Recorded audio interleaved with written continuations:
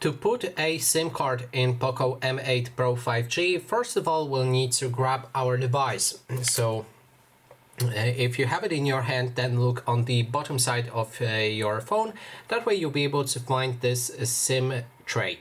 And now you will need to grab also your SIM ejection tool, which is this small pointy thing, let's call it.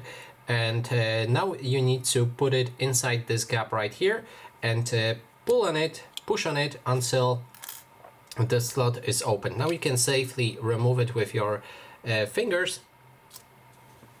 And when it's removed, we'll need to grab our SIM card. So I have the Nano SIM cards, and I'm gonna put them into the slot.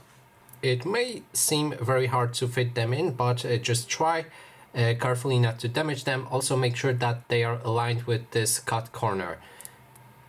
Now finally, when we have it, all we have to do is put it back inside our device. And that way we just properly inserted a SIM card.